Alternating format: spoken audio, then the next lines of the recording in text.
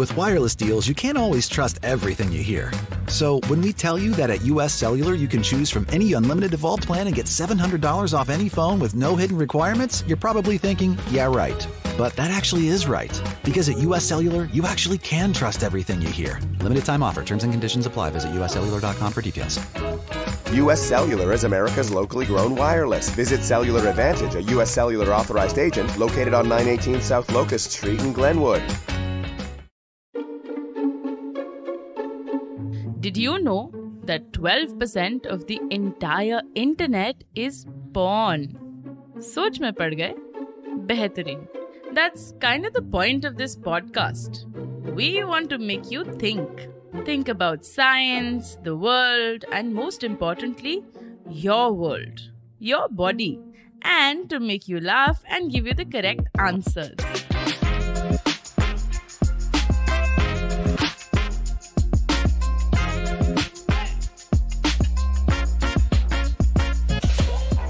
Today's episode is all about the world of porn. We all watch it, some deny it, some accept it, but there is absolutely no denying that it shapes a lot of our understanding of our bodies and, of course, sex. But there is so much more to porn than what we see. It has a lot to do with our brains, and that's why today we have with us Dr. Sid Warrior, who is a neurologist, a podcaster, and an occasional gamer. He also makes some really fun videos that help you understand your brain better. So today we're going to ask him all about your brain on porn. Hi, Dr. Sid. Welcome to the podcast. Hi, Tanaya. Thank you so much for having me. It's a pleasure to have you here. So, in a very professional note, I do want to ask you a little bit about your background, what kind of work you do, and then we'll talk a little bit about pornography because, of course, these go in the same line. Of course, and I feel that my medical teachers would be so proud that I've spent 15 years in medical college, in MBBS, MD, DM, and here I am talking about porn. It feels like a wonderful defining moment, but I'm super happy to be here. Thank you for inviting me. I'm a neurologist. I'm practicing in Mumbai, and for the last 2 years since the pandemic, I've been creating some content around the brain and helping people understand what is happening in their heads.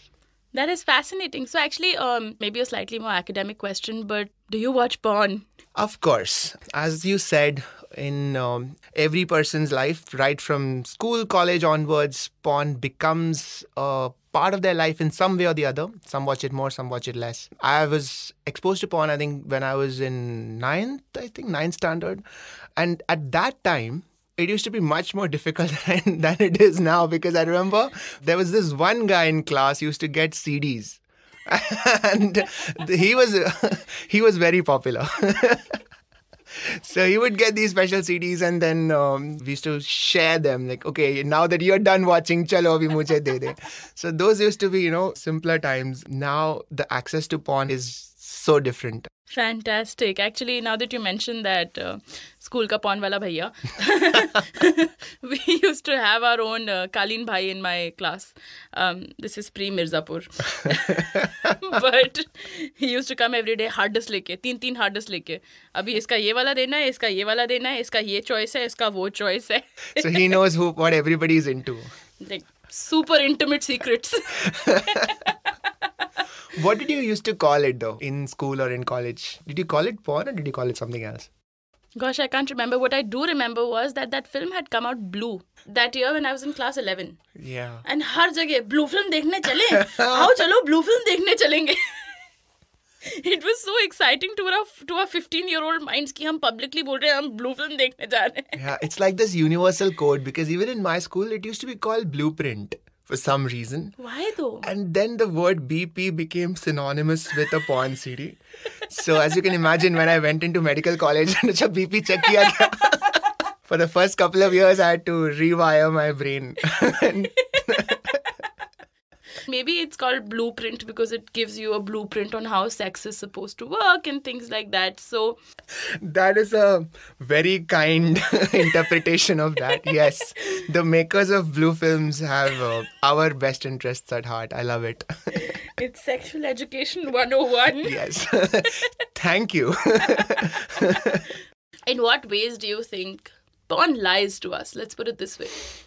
Interesting question. Let's look at what porn is. It is a audio-visual representation of sex, right? Now, the reason that porn is so, it pulls you in is because the motivation to sex is already there. The motivation towards going towards sex is already wired in everyone. And as even in school, as children grow up, they have 13, 14, 15, those kind of thoughts have already started coming in.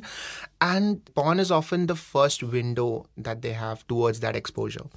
Either audiovisual porn or erotica. So something that they read, they may be reading some novel. I remember, in fact, one of the first exposures of sex itself was through a Sidney Sheldon novel for me. It was, and it quite frankly blew my mind. Like, what the hell was happening? Because you don't really know about a lot of that stuff. So it's all in that same spectrum. The thing with porn films, though, is that it is so in your face that it kind of overwhelms you, especially if you're a kid. It just overwhelms all of your senses, and then it can get super addictive super fast without you really knowing why. So you feel all of those things. You're too young to understand what is going on. All you know is that you kind of want to keep going back to it. And that is the danger. That is the most inherent danger of porn exposure when you are in school or in junior college. So does that mean that a younger brain is more susceptible to the vices of porn that way? Yes, it is. I think that's a great way of putting it. When you are young, you are already struggling with a lot of things, trying to understand sex itself. You're trying to understand your own sexuality. You're trying to understand what is your relationship with your own body. And sometimes porn can force feed certain concepts into you before you are ready for it, before you've even thought about it. Yeah. So then if that becomes your baseline, then it's an issue. Otherwise, nothing in porn is inherently good, bad, or evil. But then if something becomes your baseline without you being consciously aware that this is now becoming my baseline, that is an issue. And especially if you've never actually experienced it, you get such a warped idea of what sex and, physical intimacy is meant to be like. I remember the first time I saw porn, it's a really dumb story. No porn stories are dumb. Fair point. It was back in the day of Yahoo Messenger chat rooms. Oh, good times. The golden era. I was in some big chat room. It was a chat room full of Delhi kids because, of course. Mm-hmm. And some kid is like, I always love dog videos now. So, dog videos, if you're a lover, it's the golden era of being a dog video lover. But back then, itne nahi milte the. Right. So somebody was like, very cute dog videos, puppy videos, kitten videos. I should have got the message then. You should check out this cute link that has all of these dogs, and it redirects me to sexocean.com. Yep. Zindagi mein kabhi wo neela rang ka page mein bhulungi nahi. Because the thing is, normally, back in the day, websites used to take a while to load up. Aise आधा karke banta tha. For some strange reason, my internet was blazing fast that day. And I'm just, in my face, the first thing, like you mentioned, it's very visceral, your reaction to it. In my face, there's just these countless images of very graphic and very hardcore pornography. Oh, God. It blew my mind, and I was like, of course, I was overwhelmed and, scared of what was happening. But then also I was very curious. Yeah. Like, kya hai ye? Maine pehle kabhi kyun nahi dekha hai? What is this corner of the internet hiding? And then I got into it. So what I'm quite interested to think about is that it took me, I must have been, I think 13 or 14 when I saw it for the first time. And I have been an internet kid. Mere ghar mein bahut chote umar pe internet lag gaya tha. I was always, playing games or reading stuff on the internet. It took me at least a good 5-6 years to discover this side of the internet. Whereas in contrast now, everybody has access to porn. Even, your youngest viewers, a lot of parents that I talk to tell me that their kids have been exposed to porn and they're as young as like 6 years or 8 years. So how does that impact your development, really? This is a very interesting question. The brain, from the moment of birth, in fact, even before, is on a continuous development spectrum. It keeps developing and it develops upwards, so to speak. So the lowermost parts of the brain develop first and the uppermost parts of the brain develop last. The uppermost part is the prefrontal cortex. That is the most evolved, logical, rational part of the brain. That is the part of the brain that helps you calculate and take really cool decisions about 30 years into the future, you will do this. So all of those things, okay, the really grown-up adult stuff, that doesn't complete its development till the age of around 24, 25. And in fact, it keeps developing. It's not like 25 is a line in the sand. It keeps on developing. At the age of 6, your prefrontal cortex is pretty much in its infancy. So you don't really expect a 6-year-old to be taking mature decisions. But that doesn't mean that a 6-year-old doesn't think. That doesn't mean a 6-year-old does not take decisions at all or make personality choices. The only question is, where is that decision coming from? Which part of the brain? And the answer is it's coming from a very primitive limbic part of the brain, which is like an animal part of the brain. So it's very instinctive, it's very impulsive. And at that stage, if a certain decision-making pattern is fixed, then it would be much more difficult to change it later because it becomes a part of that person's personality, right? And things that we learn with our prefrontal cortex can be changed much more easily. But things that we learn at a very instinctive level, it becomes fixed. So that is one of the dangers of exposure to porn at that age, because then your sexual decision-making can get influenced quite deeply. Correct me if I'm wrong, but do you think porn can literally change your likes? Is that what you're saying? That porn can impact and influence what you enjoy, what you think you might enjoy, what are culturally relevant tropes in terms of what is sexually attractive? Right. Absolutely it can, because all our sexual attractions are half story. It's all narratives that we create in our brains. So anything can be sexually attractive or anything can be sexually not attractive depending on the context that it is placed in. And so if a child is raised with a certain parameter of what is good and what is bad, then they will grow up that way. In fact, it's not true for just children. Even adolescents or even young adults or even grown-ups faced with this kind of predicament, that if the context changes, their turn-ons change. So the challenge is that when we are talking about a child's brain, changing it later is going to be that much more difficult, because then there are certain core truths that they may form. It's all may. It's not a fixed thing, but the probability of them being influenced in a particular way, in a negative way, is much higher if they get exposed to it as a kid. Is this why the teacher fantasy does so well? There is unfortunately some truth in that, because this is a crazy, crazy story, okay? I love it. I'm here for it. I read this book called A Billion Wicked Thoughts. It's a book about 10 years of incognito searches on the internet. So what are people into? What are people not into? Which group of people are into what? What perversions are going on around the world? And it is mind-blowing. Literally mind-blowing what people are looking for out there. No judgment, okay? No judgment. But there are searches for sexual representations of grandmothers out there, which are far more popular than you would think. And you started a podcast on porn. Now you finish it, okay? You don't get to squirm around. The most interesting thing was that the places that was searching for this kind of porn was in Britain and in one of the South African countries. The authors proposed this hypothesis that in Britain, the matron system is very active. So young boys are kept under the care of matrons. And so the first time in their lives when they start getting sexual thoughts, they are most in contact with their matrons. And that becomes their sexual figure. And that is fascinating to me, because it's literally what you grow up with. Sorry, I can't keep a straight face anymore. What Oedipus complex is this? What is happening?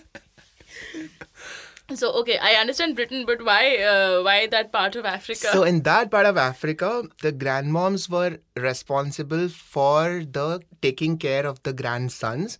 And in fact, in a much more forward way, they were responsible for the sexual development of their grandsons. Excuse me? So they would, so they would be the ones to tell their grandsons about what a woman needs and what kind of lovemaking should they be doing. So it's almost like passing on the wisdom of the tribe to the grandsons. That's really cool. It actually is. I mean, if you just step out of your own, moral right and wrong, it's, in a way, it's why not? Somebody has to tell them. And it's better coming from a woman who would understand that probably better. Exactly. And somebody who's lived long enough and has all that experience and has all that wisdom of, all the tribe, so to speak.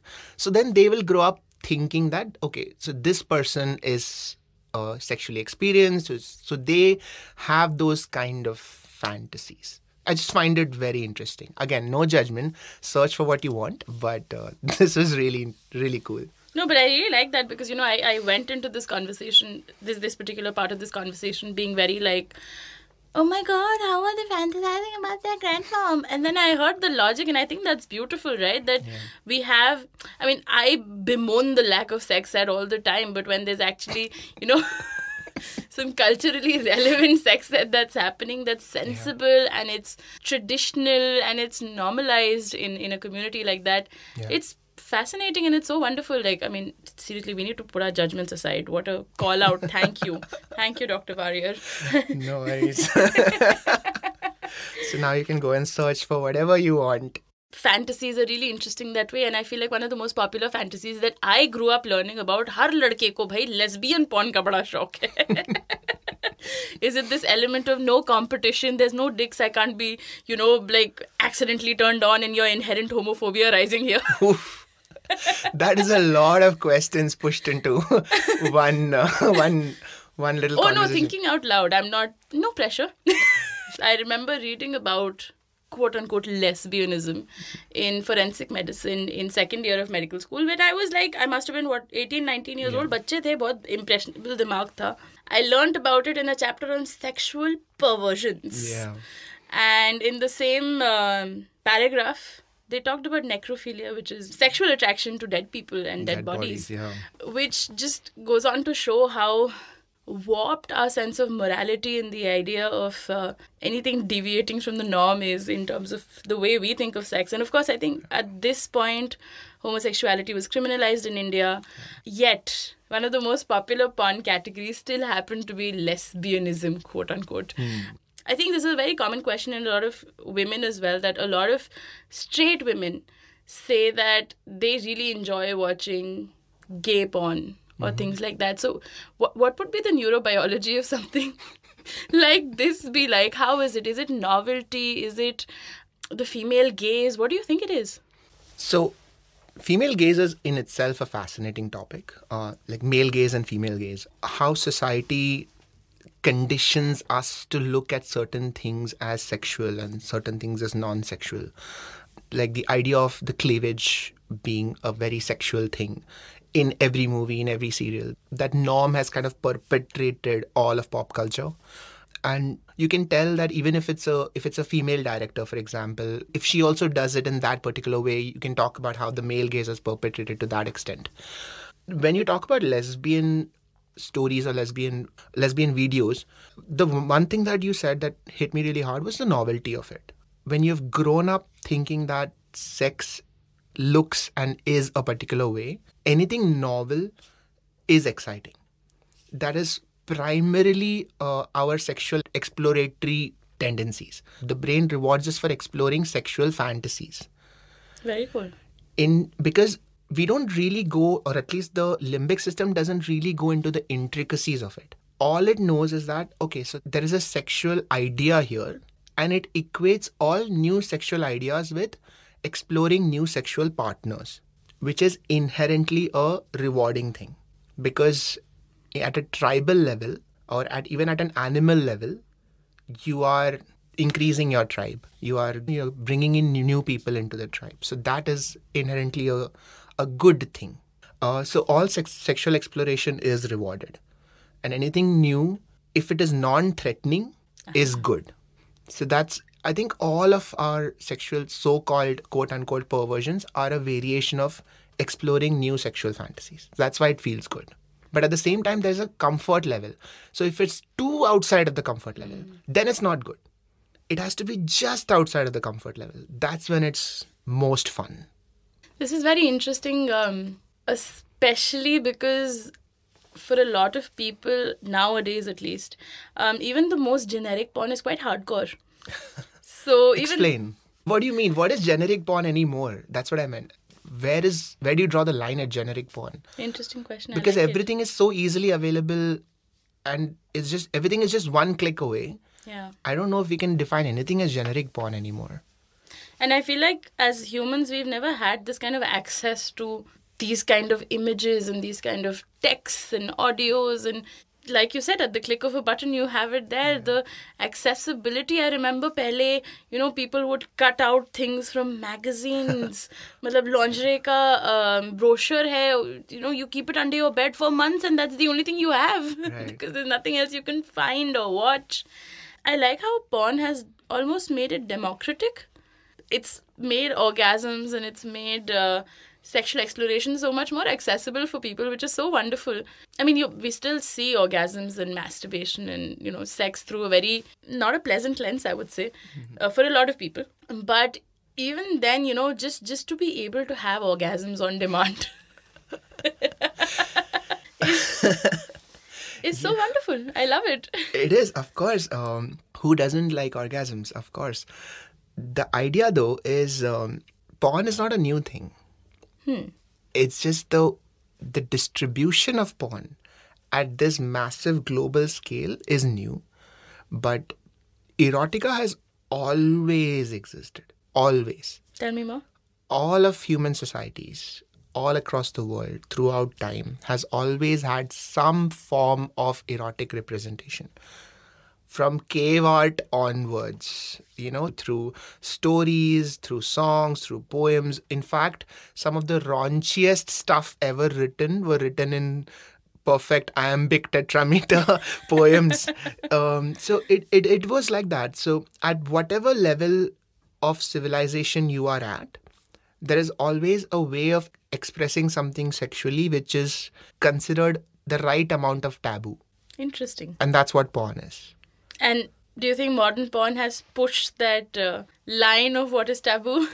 Absolutely, because now, very honestly, it's difficult to label anything as outright taboo. There is illegal, but if you don't cross the illegal line, is anything taboo anymore? It's a very interesting thought. But porn itself is not new. Orgasms are not new. People have always found ways to have something representing sex. When they don't have access to sex itself, they will have something that represents sex, and that in itself is enough to trigger fantasies, to trigger sexual thoughts, and to masturbate and to have orgasms. You don't really need an internet connection. Very true. I mean, people without internet also masturbate. Yes, and I think they might be masturbating better because... Better cognitive abilities. You are imagining it.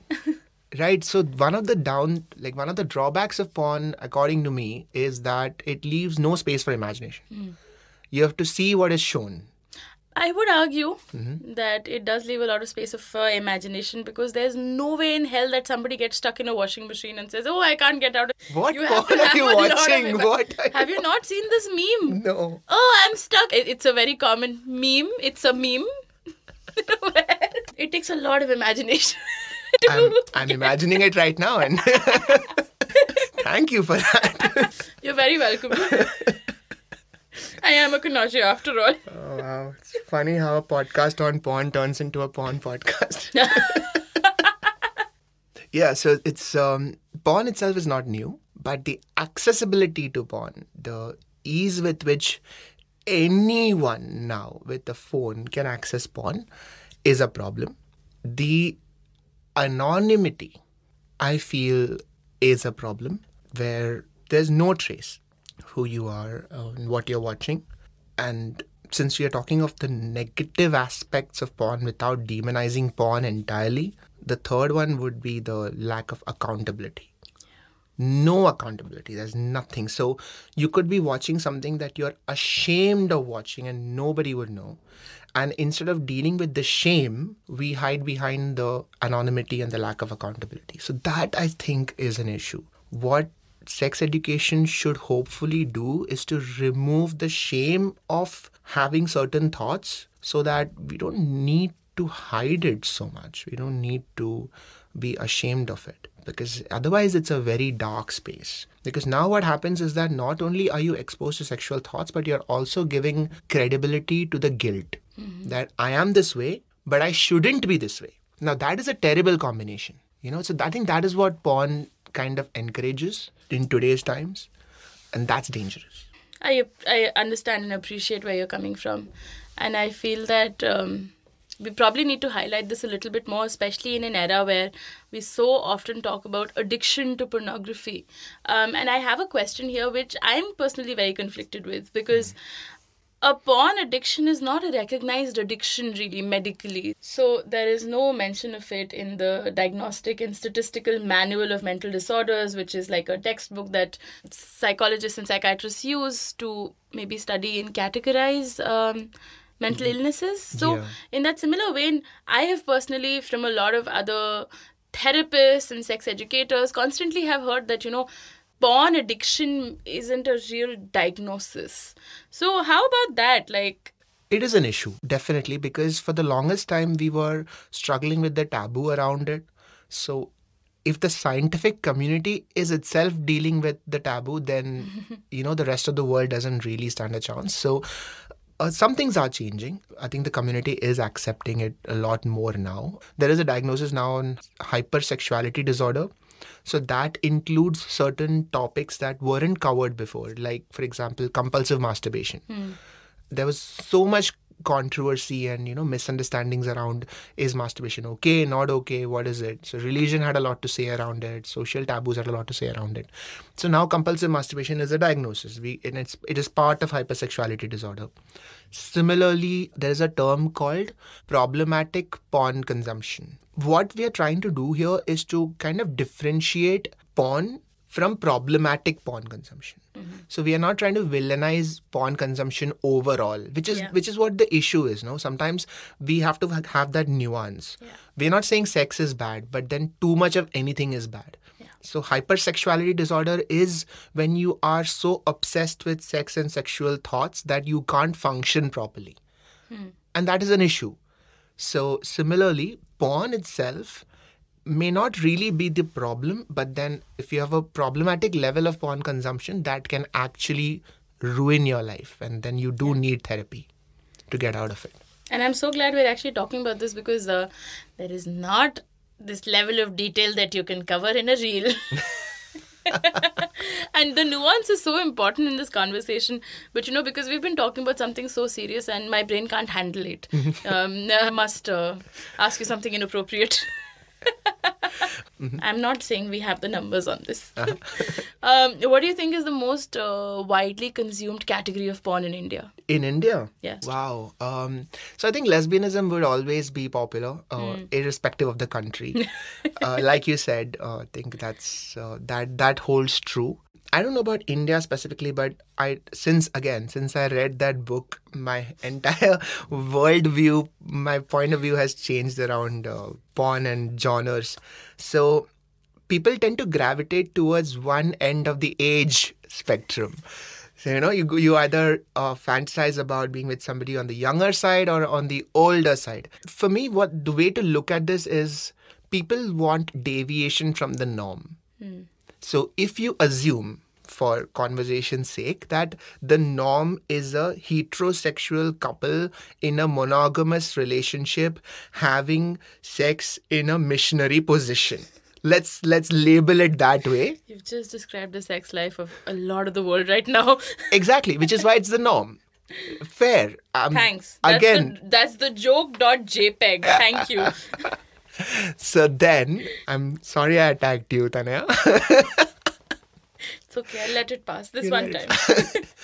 Any deviation from this can be exciting. So you change any one variable in this entire line. So you have two men instead of man and women. You have two women instead of man and woman. You have two men and one woman, or you have two women and one man. Any combination there. You change the monogamous part of it. So it's a man and woman, but they're cheating. They're not married. Oh, interesting, exciting. They are doing it in some other position. Oh, interesting, exciting. One of them is really older than the other one. One of them is really younger than the other one. One of them is interracial, whatever. So it's all, any deviation from this line can spin into a story which has sexual potential. This can be a really interesting party game. But okay, science me up here. Why is novelty... That is so hot. Yes. Why is novelty so exciting to the human brain? What is it about novelty that it turns us on, so to speak? So we spoke about this a while ago, so we'll go a little deeper into it, okay? Hey. That's what they said on a podcast. So the brain is wired, and I'm talking human brains, monkey brains, animal brains. The brain is wired to look for sexual opportunities. Okay, and this is part of a much bigger wiring for looking for opportunities overall. So you're wired to look for a better place to find food. You're wired to look for, everywhere. If you are looking for opportunities, your brain rewards you. And your brain rewards you if you take risks. And if that gamble pays off, there is a huge reward. So in terms of sex, if you're looking for new sexual partners, it is exciting. So it's a turn on. If you find a new partner, it is exciting. It is a turn on. So you've successfully completed that neural transaction in your head. What porn does is it makes you think that you are exploring sexually, and it makes you think that you have succeeded in your sexual exploration, because it's a narrative. So and that's what all movies do, actually. It's not just porn. Like, when you watch a movie of, Chuck the India, for example, and so they win the match and you feel like you have won the match and you feel that excitement, you feel that stress. Porn does that. So when you're watching porn, because of our natural empathy circuits in our brain, you are one of those characters in the film and you feel what they are feeling. And so you are experiencing all of those things and your brain rewards you because great, you explored with somebody else, you tried something new, and here's a lot of dopamine for you. Khush rahe. You are amazing, you are awesome, you are a sexual god or goddess. People are having a really happy, a good time listening to this podcast, I'm assuming. How happy? Asking the important questions. Actually, on a similar vein, since you mentioned dopamine, tell me about dopamine addiction. Looking at a hot girl or boy and approaching them or thinking about approaching them, that is the spike of dopamine. Wanting to open up a porn site and watch it, like that is where dopamine is there. So that's why sexual thoughts will keep coming to you, because dopamine is wired that way. So there is a certain amount of truth in that. You do need to stop these addictive behaviors and they are addictive because of dopamine. Mm-hmm. That does not mean that you need less dopamine in your brain, which is why the term dopamine fasting is absolutely wrong. Mm-hmm. You can't have that. If you don't have dopamine, you end up with a disease called Parkinson's, where you can't move, you can't talk, your hands are shaking, and you lose you can end up in mental health problems, depression, gut problems, all of it, because dopamine is like a life-saving drug. So you need dopamine, but how do you channelize it is the issue. Recently, I came across, not like full high production quality wala porn. I recently learned about something called ASMR porn. You need a setup exactly like this little chotusa studio with a nice little mic, with a nice little condenser, and that's all you need, and you can be making high quality porn. But how the hell does this work? What is ASMR? How does it play with our brains, and how are people getting off to this? So ASMR is super fascinating. It's a physical reaction to something that you hear, and we have all felt it. If you've heard chalk on a blackboard, for example, right? And there are certain sounds that you hear, and the hair on your arms can just stand up. If there is a song that you love, and you are finally hearing that band play it live, that kind of tingling sensation that you get. So all of those things are part of ASMR. So audio leading to sensory feelings, sensory sensations. The reason this happens is because when your brain takes in a particular sound, the networks in your brain can sometimes get overlapped. And that sound can trigger both visual images. So when you hear, say, a kitten mewing, it doesn't take too long to have that visual image in your head, right? So how did that happen? A sound got converted into a visual image. Similarly, you can have sound triggering sensations. So when it comes to ASMR porn, if you are listening to, say, a girl talking very softly, very seductively, you might think that she's actually talking in your ear. And you might feel that sensation around your ear. If she's saying that, if she's, touching your neck, you might actually feel that sensation on your neck. And so on. So the really good ASMR, and they call themselves ASMR artists. Overall, the ASMR group call themselves ASMR artists. I love it. Yeah, it's such a lovely term. And the ones who do erotic ASMR, they have some insane, production kits. They have these kind of microphones that they can speak into alternatively, so that you can only hear it on one ear. Wow. And so when they're speaking to one ear, one of the mics, you can hear it on one side and then the other. And they give you this kind of sense that they are surrounding you, and they tell you should close your eyes. If you haven't tried it, you should. It's really interesting. Thanks for recommending. The doctor recommended porn, you guys. Oh, yeah. So I feel that every person should explore their own fantasies. I feel like everyone should explore whatever is there out there. If you're doing it like an adult, if you're doing it like a grown-up, sensibly, reasonably, then, hey, it's your body, it's your mind. Who's to judge? I love it, actually. I feel like we need to have a separate episode on ASMR, because this is a fascinating area and I'm loving hearing more about this. But because we must stop at some point, as much as I love this conversation, I feel like this will be the point where I will ask you to summarize the top things that people should know about porn in your brain. Top things. I love how this becomes like an MBBS 10-mark question. Listicles. This is what performs well on the internet, I have learned. Okay, let's take it in this way. Things you need to know about porn. Porn has always existed. 1. You don't need to feel guilty about wanting to watch porn, because those networks in your brain are really, really, really old. And that urge for sex and sexual content has always been there. And to be sexually content. Number 3, the way that the internet is designed and the way that the porn industry is designed is, in fact, to make you an addict. So you've got to remember that it's no different from Netflix and Swiggy. Everyone wants your attention. So the way that the porn websites are arranged is also to keep you hooked. So if you are aware of that, that goes a long way into it. Porn addiction can happen to anyone, and if you think that it is happening to you, you should reach out for help. Do not feel ashamed. Do not feel guilty. Reach out for help. You live once, just for the same reasons that made you click on a website and explore your sexuality. For those same reasons, you should also stop clicking on it and go to a therapist, because you need to be the best version of yourself. Yay. And number 5, if you are doing all that, and if you are in a healthy space, and if you are functional, and if you're able to do everything that you want to do, nothing wrong in exploring any fantasy that comes to your mind.